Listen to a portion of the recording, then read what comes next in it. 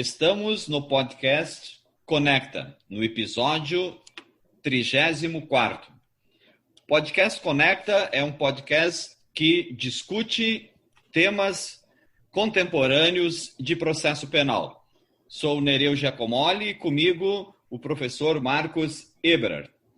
No episódio 34 de hoje, nós temos a grata satisfação e alegria de contar com a professora a doutora Marcela Mascarenhas Nardelli, que é doutora em Direito Processual pela Universidade do Estado do Rio de Janeiro, mestre em Políticas Públicas e Processo pela Faculdade de Direito de Campos do Rio de Janeiro, advogada, professora de Direito Processual Penal da Universidade Federal de Juiz de Fora, Minas Gerais, e autora de uma excelente obra sobre o Tribunal do Júri e a Prova, especificamente a prova no Tribunal do Júri, que dá o tema, o título do nosso podcast de hoje. Então,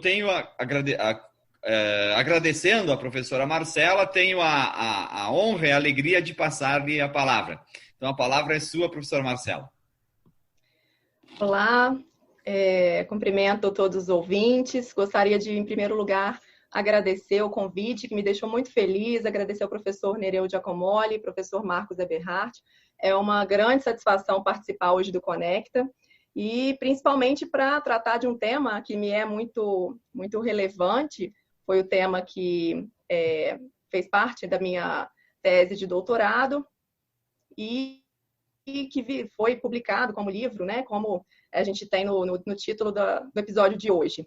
E o tema é a prova no Tribunal do Júri.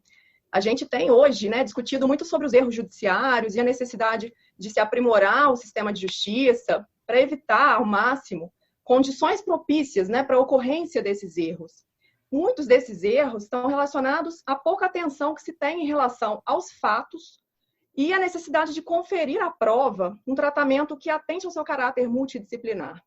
E no caso específico do júri, é mais do que urgente que se direcione ao procedimento um olhar mais desapaixonado para compreender que a sua configuração, da forma como temos hoje, é essencialmente contra-epistêmica. Então, da forma como está configurado o procedimento, é muito mais propício a gente pensar, discutir a ocorrência de eventuais erros pela falta de condições efetivas que o procedimento, né, da forma como se tem, é capaz ou não é capaz de proporcionar aos jurados uma cognição adequada. E falando sobre a prova, no seu caráter multidisciplinar, eu costumo ressaltar bastante esse ponto, que os cidadãos não estão, em tese, desabilitados a decidir os fatos de forma racional, uma vez que lhes falte, né, conhecimentos jurídicos. Justamente por não ser a prova um instituto próprio do direito, mas tem esse caráter multidisciplinar, e hoje a gente tem cada vez mais ressaltado esse caráter multidisciplinar, que está muito presente em discussões probatórias referentes, por exemplo, à influência da psicologia do testemunho, a prova de reconhecimento, ou seja, a influência da psicologia, da epistemologia. Então, muito se tem trabalhado dentro desse caráter multidisciplinar, e isso traz essa necessidade de se também considerar que a prova precisa ser, no caso do júri, trabalhada dentro do processo, apresentada aos jurados, e também a forma de decisão dos jurados e todo o procedimento de forma em geral, configurado a partir desse olhar e voltado para proporcionar, então, uma análise por parte dos jurados, né, de modo que lhes seja possível apreciar e decidir com racionalidade, apreciar a prova, né, para decidir os fatos com racionalidade. Então, da forma como o nosso procedimento bifásico é configurado, né, uma primeira fase seguida da pronúncia, que leva, então, o caso à apreciação dos jurados, a gente tem essa lógica acaba promovendo um distanciamento entre a prova e os jurados. E essa lógica bifásica acaba denunciando ali um descrédito na própria capacidade dos cidadãos de raciocinar a partir da prova para decidir os fatos. Porque a lógica desse procedimento bifásico parte da ideia de uma filtragem dos casos que vão ser submetidos ao júri. Ou seja, o júri só irá julgar os potenciais culpados, o que dá a entender que o próprio sistema não confia nessa capacidade dos jurados. Essa lógica é bastante oposta à que ocorre no sistema norte-americano, por exemplo, que lá, uma vez que o acusado seja objeto daquela acusação formal, né, seja sujeito ali àquela acusação formal, ele vai ou se declarar culpado e está sujeito a uma aplicação imediata da pena, ou eventualmente vai clamar ali pela sua inocência e ser julgado pelos jurados, ou seja, vai se declarar inocente e pleitear o seu julgamento pelos seus pares. Ou seja, o júri vai julgar o acusado que é presumidamente inocente e, como tal, vai realmente querer ser julgado pelos seus pares, pelos cidadãos. Agora, dentro dessa nossa lógica, esse controle pela pronúncia acaba sendo praticamente a única forma, né, de controle sobre a racionalidade do procedimento, a racionalidade do juízo pelos jurados. E, de forma geral, acaba não promovendo condições adequadas para que os jurados possam conhecer e decidir os fatos. Isso por uma série de questões.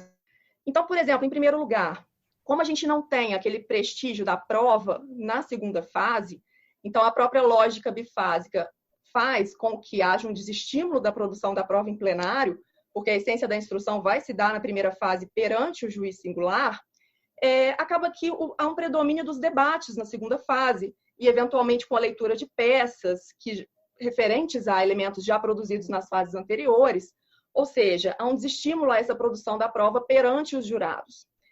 Por outro lado, em relação às questões de direito que são trabalhadas nesse contexto, as próprias partes é que vão ser responsáveis por apresentar ao júri essas questões, e o fazem por meio dos debates, em meio àquela arena argumentativa, em que, eventualmente, cada parte vai trabalhar esses conceitos dentro dos seus próprios interesses e vai caber aos leigos definir essa melhor interpretação do direito aplicável e de como devem apreciar aqueles elementos para decidir os fatos.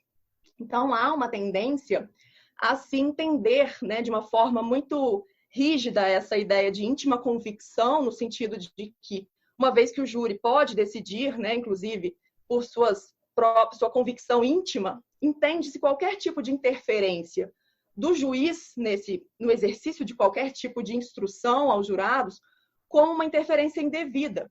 E essa não é a ideia que se deve ter, uma vez que, e aí eu cito, né, sempre uso a experiência norte-americana como exemplo, e, consequentemente, também, né, a tradição inglesa, que, nesse contexto, é entendido como uma tarefa da corte, uma tarefa dos tribunais, fornecer aos jurados a melhor interpretação sobre as questões de direito aplicável.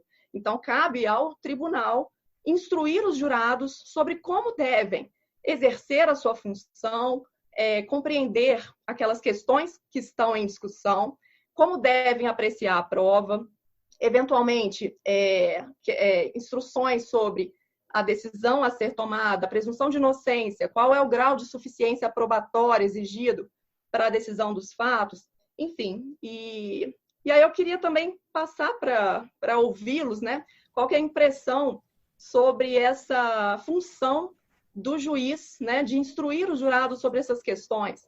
Então, seria algo que eu gostaria de até trazer ao debate, porque é um ponto realmente que é considerado naquele contexto como uma fonte de racionalidade para a decisão dos jurados.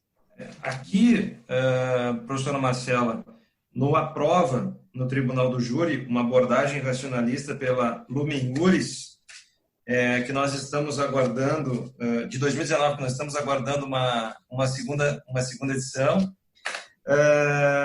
Há alguns pontos que trabalham não só em relação ao Tribunal do Júri, mas também em relação aos outros procedimentos, e já encaixo na proposta de debate a questão do decisionismo e a questão do livre convencimento.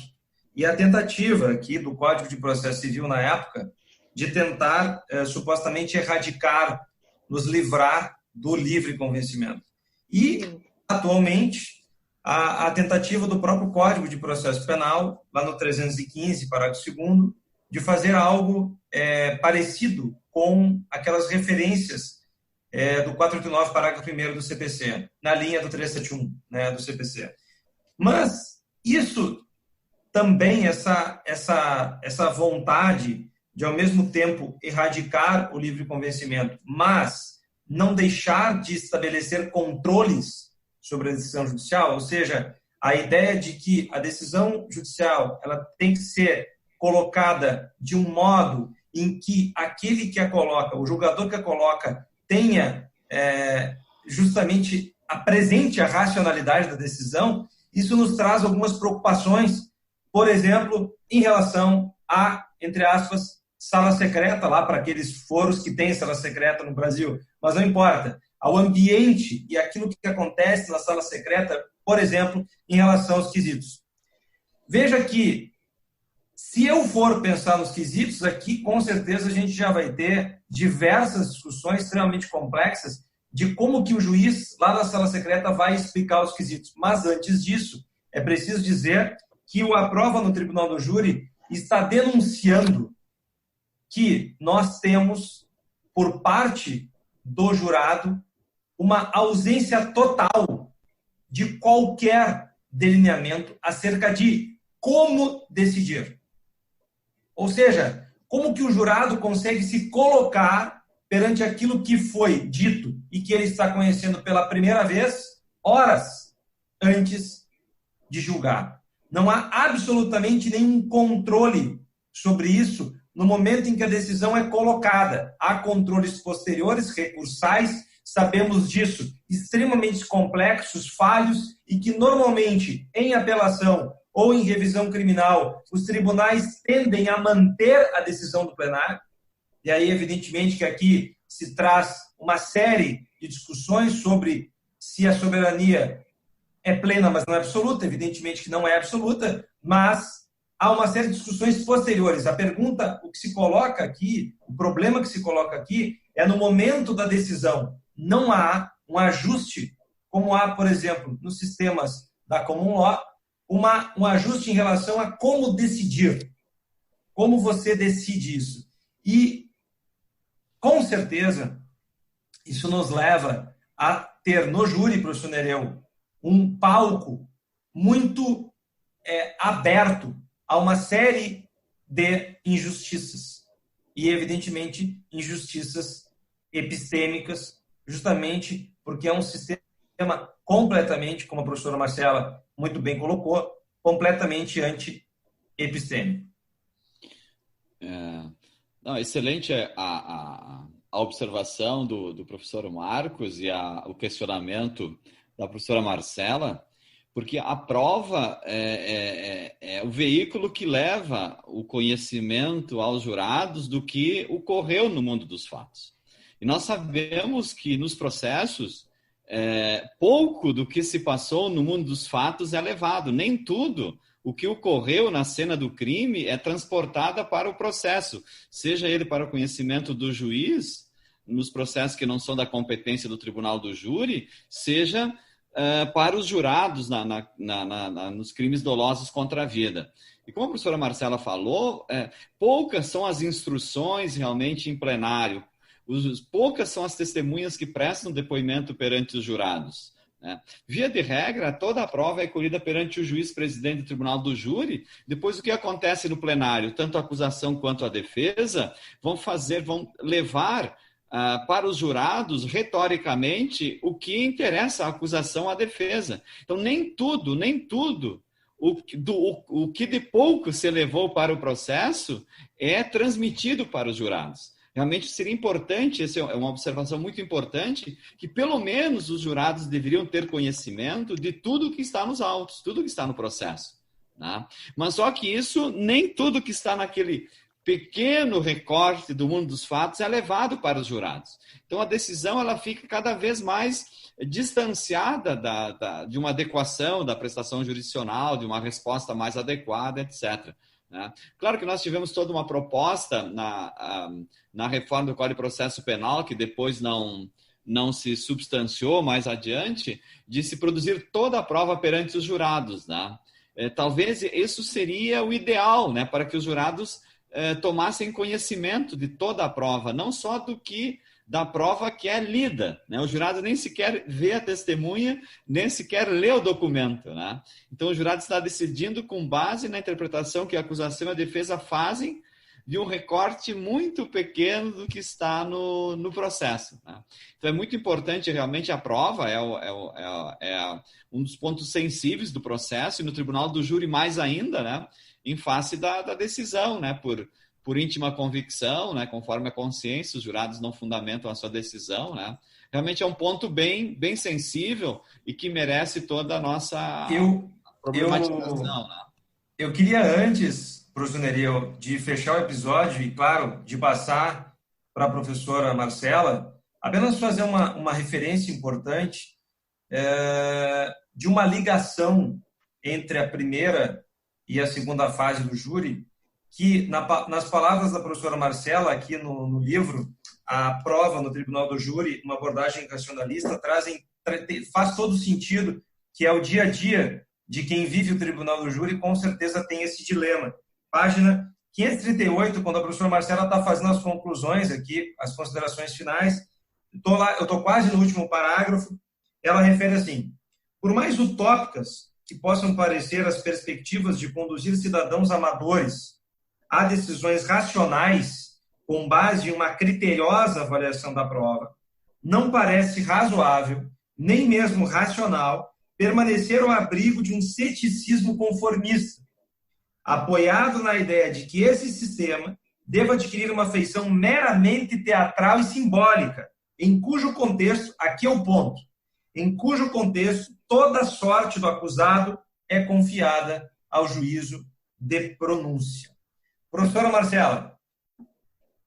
Exato. E nesse ponto, principalmente se a gente tem em mente que o juízo de pronúncia, equivocadamente, absurdamente, na prática, muitas vezes ainda é guiado pelaquela ideia de indúbio pro societar, né? Então, eu acho que a gente acaba esvaziando muitas vezes na prática também esse praticamente o único critério. E só para concluir essa ideia de racionalidade, né, que se deseja ter no júri em relação a essa cognição adequada, no que toca à decisão especificamente, que o professor Marcos estava complementando com a ideia da decisão, é muito importante também se atentar para a forma em que o questionário é elaborado. Então, uma vez que a decisão do júri não é motivada, a forma como temos, né, no nosso sistema de civil law para suprir essa ausência de motivação, de fundamentação, é através de um questionário, mas de um questionário que o nosso não atende a esse papel, porque ele falta ali uma exaustividade no sentido de trabalhar realmente através dos quesitos, né, que esses quesitos sirvam para os jurados como uma cadeia de raciocínio a partir da qual eles devem apreciar as questões que foram trabalhadas para, então, decidir os fatos. Então, isso foi até trabalhado pela Corte Europeia de Direitos Humanos, na decisão Taxquet contra a Bélgica, em 2010, de que os quesitos devem, para suprir essa ausência de motivação, servir tanto para proporcionar aos jurados essa cadeia de raciocínio, quanto para também proporcionar aos cidadãos e às partes uma forma de exercer um controle sobre a racionalidade da decisão, para compreender, para o acusado compreender o porquê foi condenado, com base em quê, em quais argumentos. Então, por isso, os nossos quesitos, que tendem a se simplificar ainda mais se seguirmos o curso do projeto do novo Código de Processo Penal, por exemplo, que tende a adotar simplesmente um quesito ali sobre a culpa do acusado, no sentido de se o júri absolve o acusado, a gente percebe que há uma tendência à simplificação que não se coaduna com a ideia de fundamentação, né, de suprir essa ausência de fundamentação que se espera, portanto, para que se possa exercer um controle aí nesse contexto desse juízo. Muito obrigada, adorei participar, agradeço mais uma vez pelo convite. Obrigado, professora Marcela. Foi, com certeza, uma satisfação enorme para nós, para mim, professor Nereu Giacomoli, te receber aqui no Conecta Podcast, neste 34º episódio. Esse 34º episódio que trata da prova no Tribunal do Júri e que teve como convidada a professora Marcela Mascarenhas Nardelli, doutora em Direito Processual pela Universidade do Estado do Rio de Janeiro, mestre em Políticas Públicas e Processos pela Faculdade de Direito de Campos, também no Rio de Janeiro, advogada, professora de Direito Processual Penal na Universidade Federal de Juiz de Fora, em Minas Gerais. Esse é o Conecta Podcast, seu 34º episódio, a prova e o Tribunal do Júri. Obrigado a todos e a todas que nos escutam e até o próximo episódio, na próxima quarta-feira, às 18 horas.